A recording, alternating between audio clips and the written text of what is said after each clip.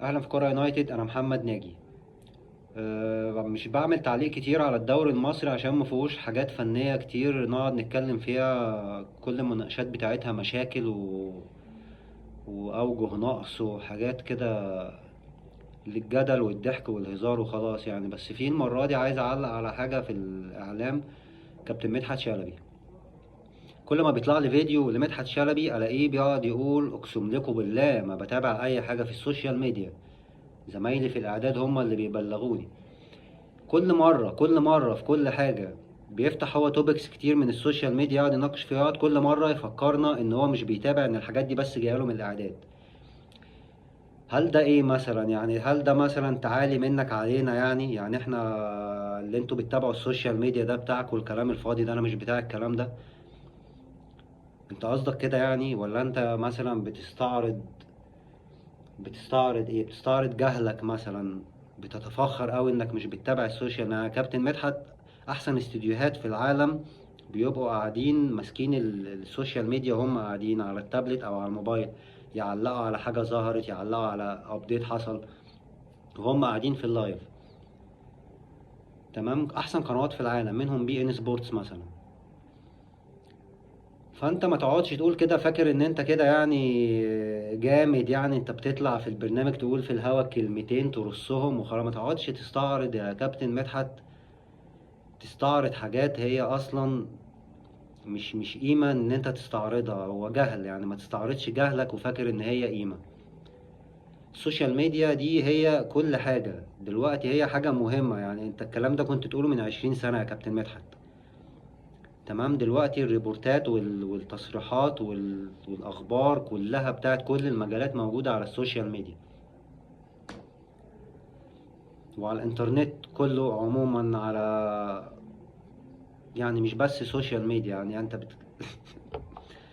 بتتكلم ان انت مش بتستخدم الانترنت ومش بتتابع السوشيال ميديا يعني، وكأننا احنا في سنة 50. لا يا كابتن مدحت، انت غلطان طبعا. وانت لو مش بتتابع الحاجات دي احب اقولك ان انت غلطان. فما تقعدش تنشر رأيك اللي هو، مش عايز اكرر كلمة جهل ده كتير، انما يا كابتن مدحت انت الصراحة يعني ياما في سنين كتير بآرائك اللي هي دي نشرت الجهل ونشرت قلة الوعي بين الناس الصراحة. فكفاية كده، كفاية كده. بلاش الطريقة اللي انت بتنشر بيها عدم الوعي ده. وانت عايز الناس ايه يعني؟ ما يستخدموش السوشيال ميديا يقعدوا يتفرجوا على التلفزيون عليك؟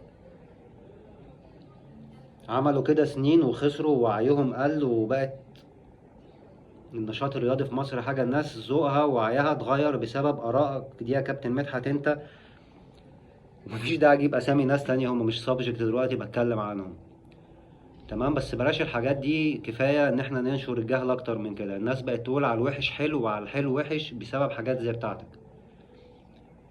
المدربين الحلوين يقولوا عليهم وحشين، والمدربين الوحشين يقولوا عليهم حلو. اخر واحد ده محمد شريف مثلا، ده هداف خطير وموهبة الفينش بتاعته واضحة جدا. هتكلم عليه بعدين محمد شريف ده، بس الناس قالت عليه وحش وحش وحش. خدوه في الدوري السعودي اللي هو احسن من الدوري بتاعنا بكتير ومتألق ومولع الدنيا، ودلوقتي عايزين نرجعه. لا، محمد شريف حلو. فكفاية لو سمحت نشر لقلة الوعي ونشر للجهل. انت بتنتقد الناس اللي بيقعدوا على السوشيال ميديا وبتنتقد اللي بيحصل على السوشيال ميديا، هما كمان بينتقدوك برضه عادي.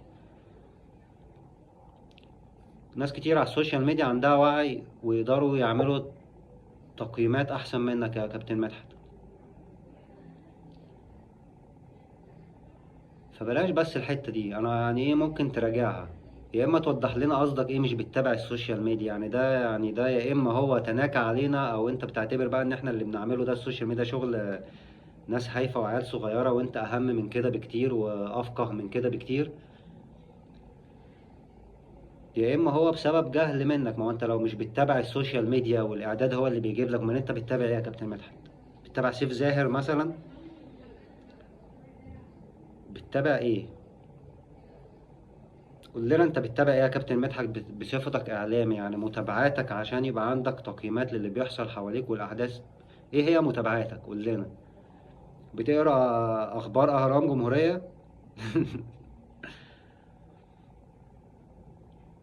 حتى دول موجودين على السوشيال ميديا، والناس اللي يبوست اخبار او الاهرام يعمل بوست والناس بتقراه ويخش يقولوا رايهم، بيكومنتوا ويعملوا لايك ويعملوا امور، كل ده برضه يعني حتى على الاخبار. يعني هي السوشيال ميديا ده مش للهيافه بس يا كابتن مدحت، ولا اللي بيستخدموها الناس هايفه، ولا انت اهم منهم يعني. بس كان لازم اقول رايي عن الموضوع ده. انا بقعد يعني بلاقي العنوان بتاع فيديو مدحت شلبي حاجه ممكن انا ابقى حابب اسمع ايه مثلا اللي هيتقال فيها، اول ما بيقول البق ده اقسم لكم بالله بروح قافل ما بكملش. زهقت من ان انا اسمعه واحس كمان ان هو بيتعالى علينا، وفي الاخر مش هيقول حاجه يعني مهمه. كابتن مدحت يعني عارفين انت بتقول ايه وعارفين اولك من اخرك يعني.